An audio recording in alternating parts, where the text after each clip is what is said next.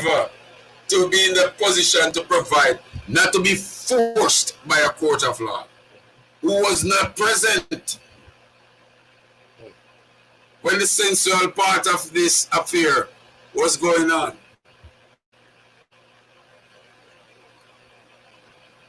So we're going to look at Proverbs 22:6. It says that train up a child in the way he should go. When he's old, he will not depart from it.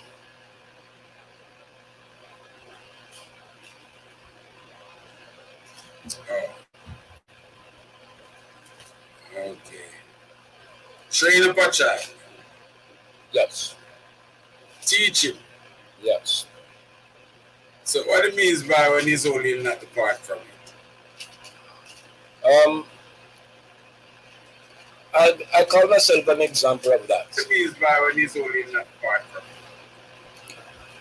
I grew up in the church that my mom and dad were a part of. As a kid, I was born, and when I could recognize, I knew them going to church. I was a part of it. But a lot of the teachings that came out of that church, when I became a late teenager and early 20s, I departed from it. But the seed was sown, and I had it there all along. It was buried under the surface. In other words, I put other priorities over it. But there came a point in time in life where I reckoned on what was taught to me. And I took time out to study on my own the words of God and to obey them. And here I am today, doing what the Word of God says I should do. So, in my sense, I'm a fulfillment of Proverbs 22, verse 6. Oh.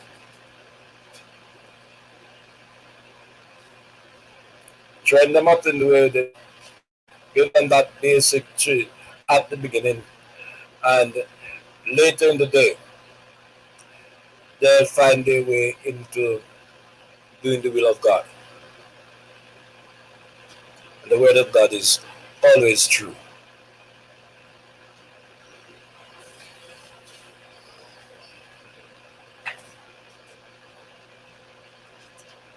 So, you believe that if you teach the child right from now, teach a child the statutes and judgments of the law, Yes.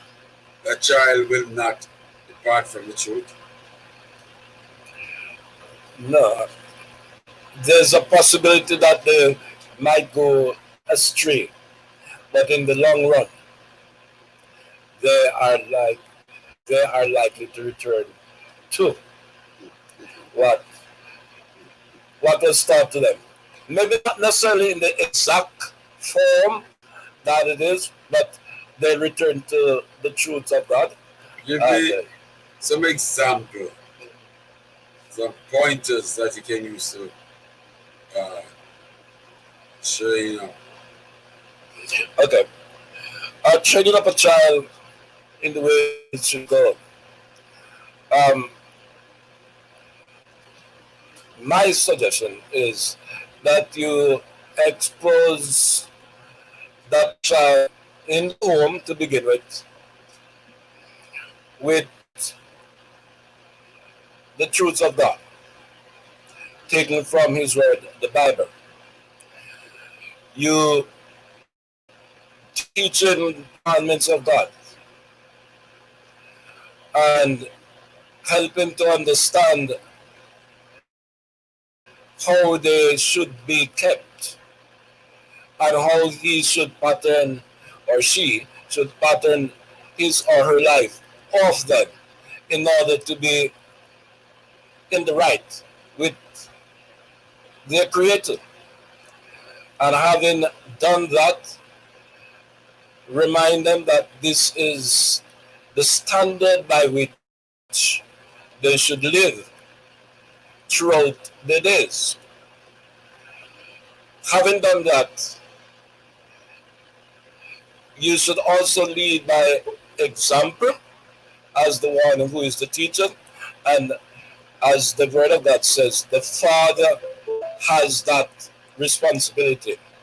But when there isn't a biological father or a male figure to do it, um, we have no problem. And I think a lot of the women should be complimented, for they have done a pretty good job in that direction, where they took up the responsibility of teaching the children and ensuring that these children follow to the best of their capability to monitor the situation, the teachings that they have given to them based on the word of God.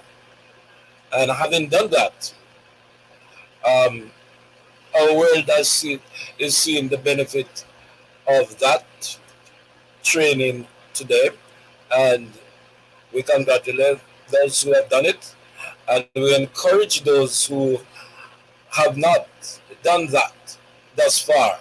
It's not too late to start, it's not too late to begin, it's not too late to join the others who have done what is required of parents in teaching or bringing up their children in the ways of God and in His truth. How about Ephesians 6:4? Ephesians chapter 6, verse 4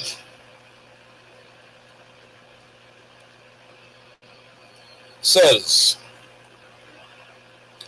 "And ye fathers, provoke not your children to wrath, but bring them up in the nurture and admonition of the Lord." You can break that down for me. Yes. For a lot of it away, which fathers are asked not to push their children to a point where they are upset without a cause. But lack of a better way of saying it. And having done that, they have to take time out to carefully explain to their children the word and the way of the Lord, so that the children will be rightly directed to live a life that is pleasing to our Creator.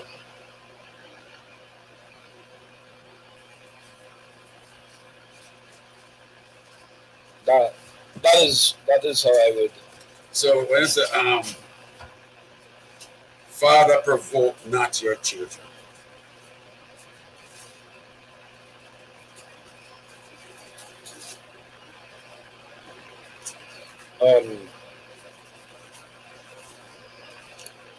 We have to be very careful in the manner in which we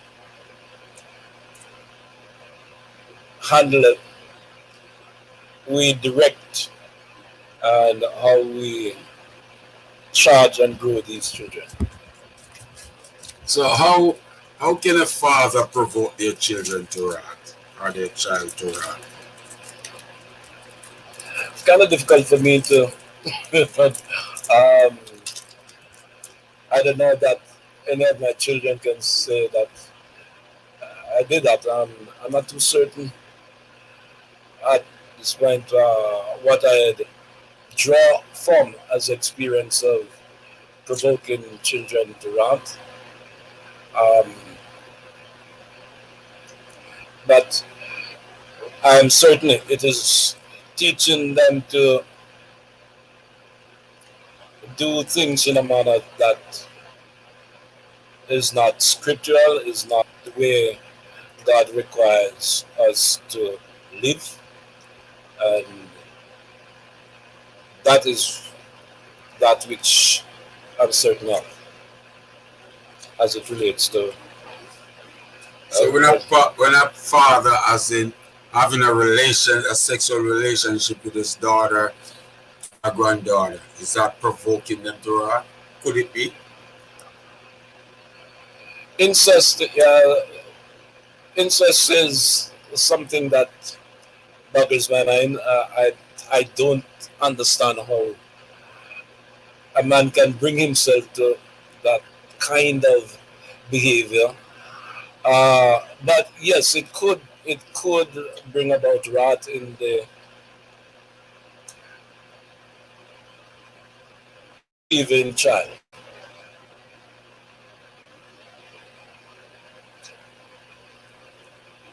See what I'm looking Well, at? Yeah, right. and I was looking at it. I don't know if I should leave it up daughters because I've heard that the level of perverseness that exists in our society today um, make whichever gender fair game depending on who it is. Some some abuse the daughters, some abuse the son, some abuse both, which is disdainful and distasteful beyond what I can wrap my head around. So, what would you say a punishment for fathers, according to Proverbs 6, Ephesians 6:4 should be? I'm not certain all the laws that societal laws that govern punishment for this. One thing I know is this behavior is continued and is not forgiven by a creator. That person who perpetrates that kind of behavior on children will find themselves a place in the lake of fire. So we know of that punishment and we know how God will deal with that setting. But um, societal laws as to how this is dealt with, I think includes jail time for folks who are caught in that situation, and um, that also include separation from those kids and having nothing to do with them based on the laws of the community, things of that nature.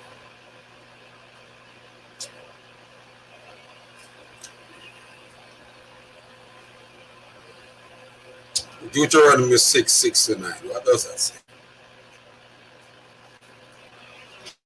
Deuteronomy 6 verses 6 through 9 reads, "And these words which I command thee this day shall be in thine heart, and thou shalt teach them diligently unto thy children, and shalt talk of them when thou sittest in thine house, and when thou walkest by the way, and when thou liest down, and when thou risest up, and thou shalt bind them for a sign upon thine hand, and they shall be as frontlets between thine eyes, and thou shalt write them upon the post of thy house and on thy gates. So, a part of the father's job is to teach the responsibilities that God requires unto their children. Yes, it is. Part of a father's job is to make sure that their household is walking right before God. Yes, it is.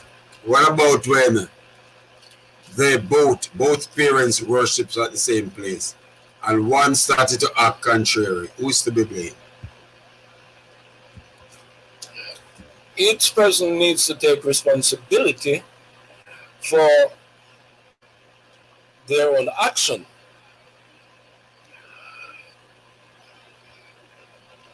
We each need to, meaning husband and his wife, which is the structure that God ordains, needs to be walking in the pathway of truth. Now, if for any reason the female, for example, decides that she's not going to hang around with and do things the manner in which the husband is doing it based on his understanding and the teaching of the church unit that they belong to, and she chooses to do it otherwise, she has to take responsibility for doing it. But the husband needs to make certain that he is doing it the Bible way, based on the truths of God, and be firm, do not waver, because that is how it should be.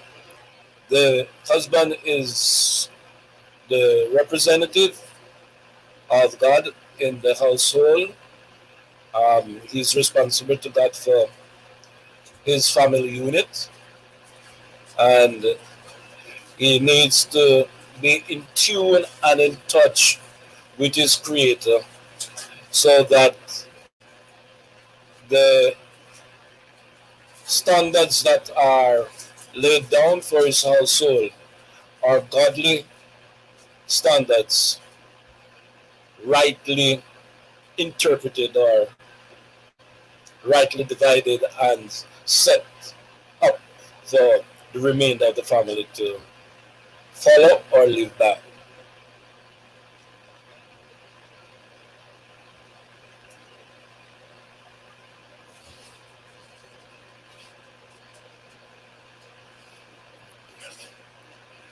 So that is my understanding. Sir.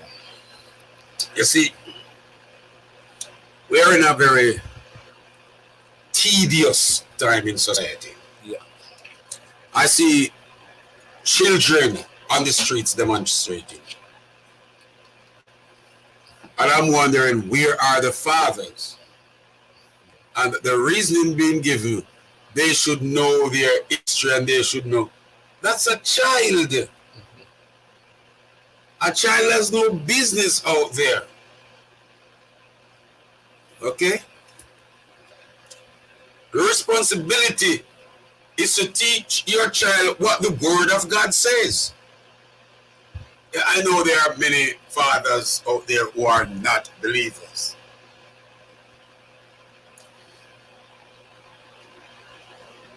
So, I don't know how to address them because it will not mean anything to them. But the fact remains, the responsibility of preventing a child from falling through the cracks into a life of crime and drugs is the father's. Mm-hmm.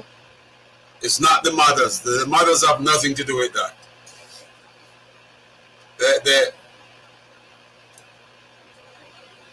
And look at this. Man meets woman. And he's head over heels for this woman. He loves this woman so much and he does everything for this woman.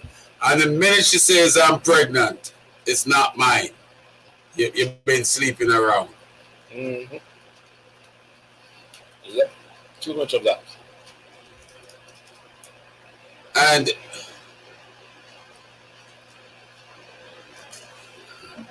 I'm glad for this day.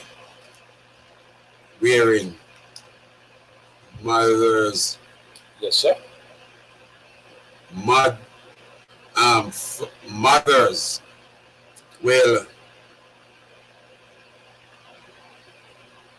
start to understand that the minute the pleasurable part of this relationship is over, you may be a single mother.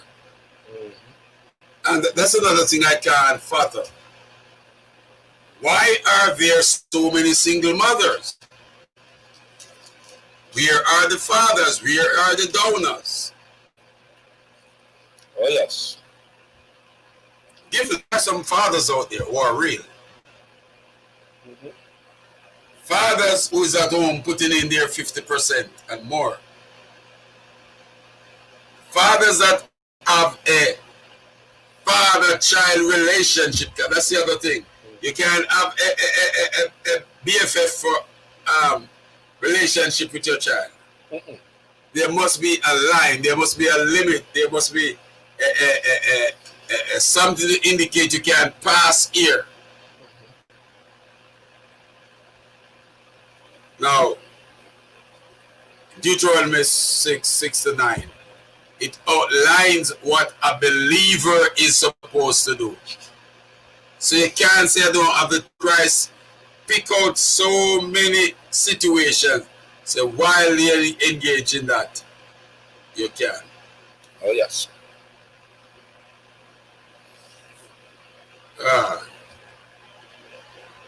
real father provides for you, right? Yes. One way or the other. Mm-hmm. In 2 Thessalonians 3:10, what does it say? It says, for even when we were with you, this we commanded you, that if any would not work, neither should he eat.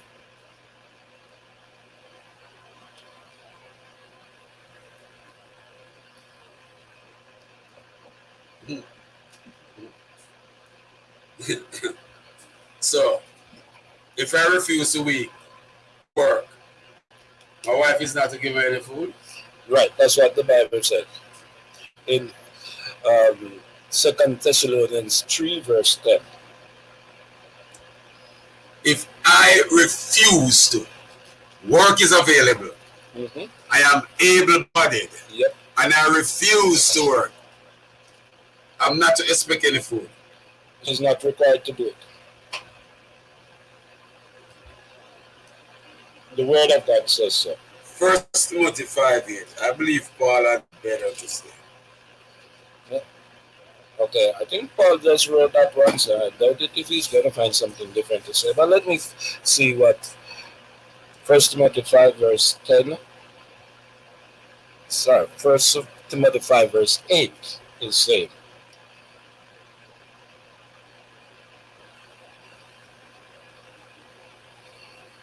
But if any provide not for his own, and especially for those of his own house, he hath denied the faith, and is worse than an infidel.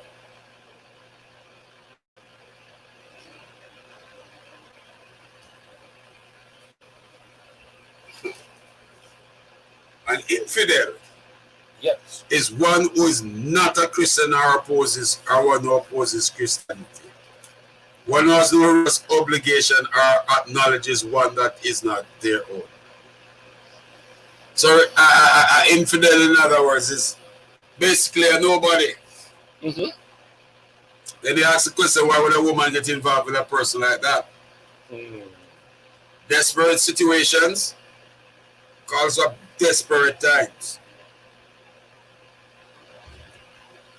Oh, yes.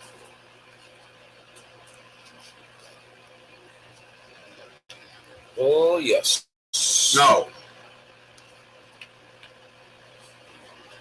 a man is not providing for his children, his household, his family. But he wants his dinner, his breakfast, his lunch. Because he used to. But today, he has changed his mind. He's not going to work anymore. God give the clear instruction, don't feed him.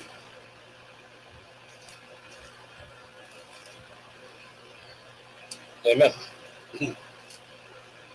You see, these things here are commands from God, not man. So I just want to take this time to drill it in that a real father takes care. If he has nothing to offer, it means he has time to offer.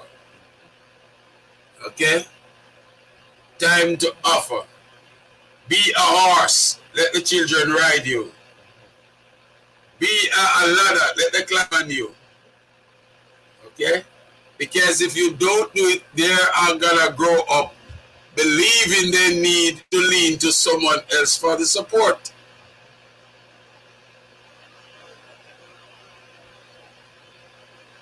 And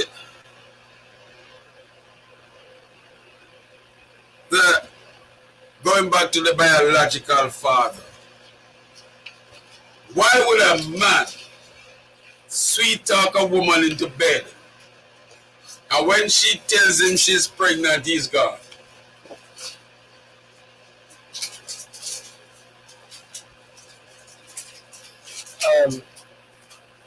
The only thing that makes sense to me is that somewhere along the line, the person who's doing that must not of himself have learned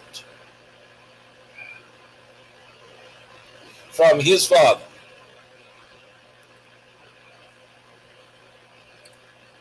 That's the only thing that makes any sense to it. That somebody talking to a woman and trying to get her into bed and having achieved his aim and objective, and she reports to him the result of his achievement, and then he simply disappears. Says that somewhere along the line he must have missed out on that piece of training. That's why it's incumbent, and I encourage that fatherhood be not taken lightly, and it's not gone into for pleasure as the end, but it is something start out because the life that results needs all the support and guidance to become a useful and member of society when they grow up, and so that life as the creator designed it, life as the creator expects it to be, is carried out in the manner that he intended, because he did create humanity with a specific purpose in view. And if the person to whom that responsibility falls fails to do that, is not just feeling this individual or the individuals, he is feeling he who created him and has given him the assignment, the responsibility, the obligation that goes with this privilege of becoming a father, a biological father, or a father indeed. So that is one who is setting themselves up to be a baby daddy. Mm-hmm. Yeah, which has not, in my years of experience and work and the rest of it, uh, I've I've seen and I've had to deal with the throes of those kind of attitudes, uh, and the product of those kind of sorry, the product of those kind of behavior, and it was heartburning to see a lot of them. And as I said earlier, I lift my hat to the mothers who stepped up to the plate, and other relatives like grandmothers and grandfathers who also stepped up to the plate and helped some of these kids through this situation. But it was rough going for a lot of the kids who came through without fathers, and you could see the lack of direction. And today our society reels from the effect of those whose training was not in place. The luckily or fortunately, in today's society, we have uh, institutions that allow for and help in bridging the gap, but it's not good enough. The school and churches, for example, um, in their way, do their part, and other communal groups or organizations try to pick up the slack or lack of direction, and we pay tribute and homage to those who have lent their support in this direction, but at the same time, it's still falling short of what it should have been. And we encourage, I encourage every man out there who is a parent right now, or every young man or old man who is planning to become a father, to think carefully about the action that you're about to take by putting in place some system that is going to be there to benefit and direct your offspring, so that he is properly directed and comes up to play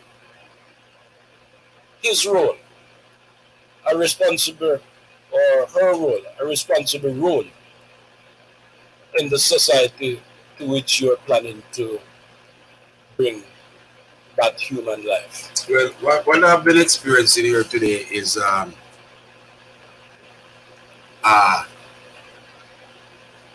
experience being shared, knowledge being passed on. You're a bird that have been through storms. Oh, yes. So you can give instructions to the young bird who has not been through